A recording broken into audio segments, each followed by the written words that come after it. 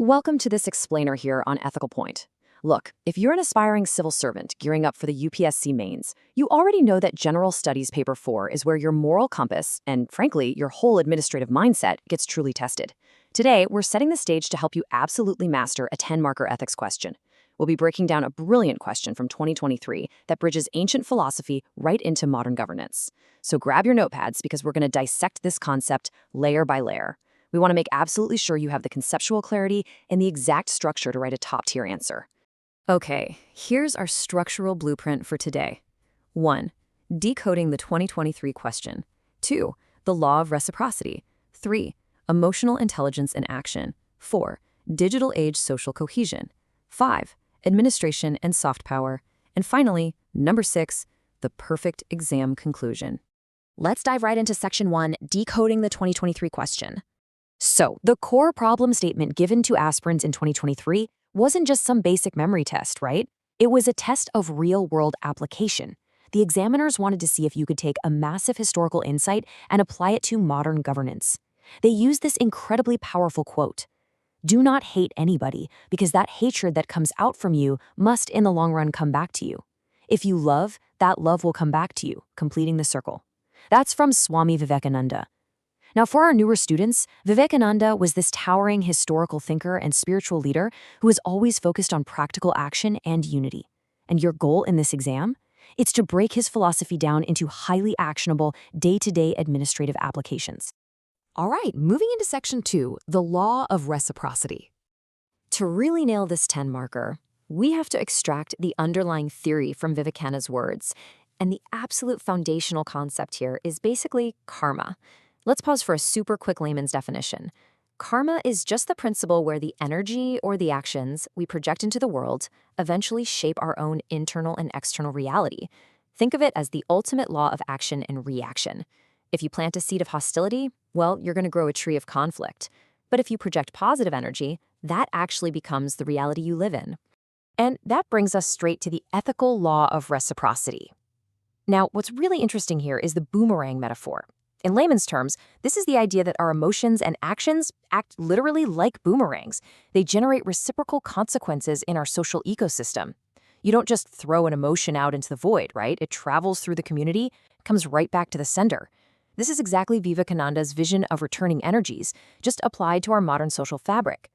So we're left with a pretty stark choice. On one hand, we have hatred returning as conflict. Negative energy just creates friction, hostility, and total administrative gridlock. On the other hand, we have love reciprocating as harmony. Historically, leaders like Ashoka totally got this. He shifted from the absolute hostility of war to the harmony of Dhamma, which completed that peaceful circle. And when you think about the long-term effects on modern governance, it makes total sense. A system built on reciprocal hostility eventually just collapses under its own weight. But one built on reciprocal harmony, that system thrives.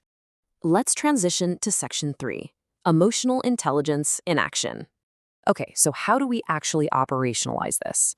We need to look at the micro-level application, specifically focusing on the internal world of the individual administrator. Because look, before you can manage an entire district, you have to be able to manage yourself. And this requires a very specific administrative trait. Let's quickly define emotional intelligence in a simple, layman's way for the exam. Emotional intelligence is the ability to self-regulate our feelings, consciously choosing empathy over prejudice so we can maintain mental peace. It is definitely not just about being nice. It's a highly strategic cognitive tool. Imagine a public servant facing a hostile protesting crowd or a really entrenched political dilemma. Emotional intelligence is the exact mechanism that stops them from throwing that negative boomerang. So, the absolute crucial point here is that mastering your own mind is step 1 to managing society. By practicing self-regulation, an administrator secures their own mental peace, and that actually radiates outward to build a harmonious social fabric. You literally cannot build peace in your community if your internal state is a total mess. Which leads us perfectly into Section 4, Digital Age Social Cohesion. Let's shift our lens from the individual up to the societal level.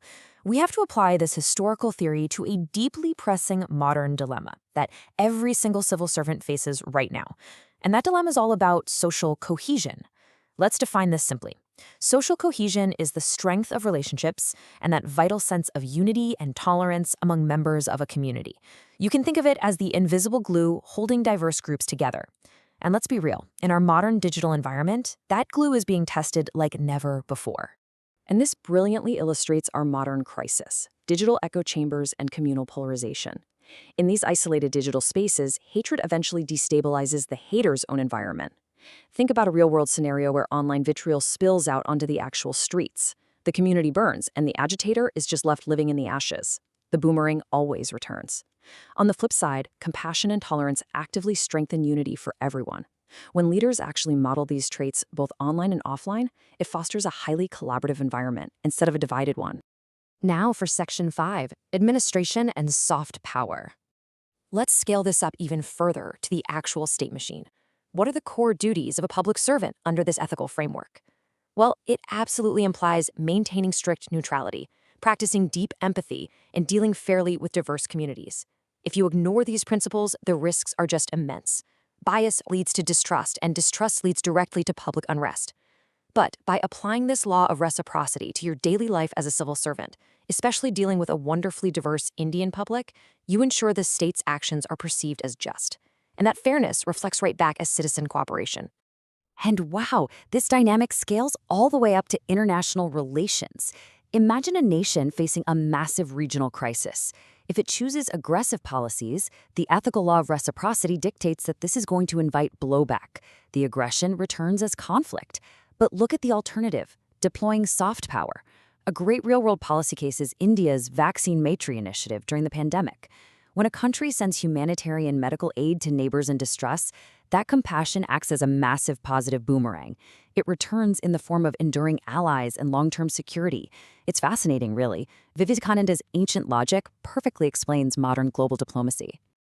Finally, Section 6, the perfect exam conclusion. We've covered the individual, the society, and the state. Now, let's synthesize all of this into a high-scoring conclusion for your mains exam. A perfect way forward section has to tie the philosophical right into the practical, so you'll walk through these steps systematically. First, summarize how Vivekananda's vision urges everyone, from individuals to entire nations, to embrace positive values. Second, highlight that love and tolerance don't just feel nice, they actually create a structural, virtuous cycle of reciprocating benefits. And third, emphasize the ultimate administrative goal, that this cycle is what ensures sustainable peace and inclusive progress. I want to leave you with one final, really provocative thought today. As an aspiring civil servant, ask yourself this: if hatred always returns as conflict, are your everyday administrative decisions and even your everyday interactions building divided echo chambers, or are they building enduring allies? Take some time to reflect on your own ethical mindset.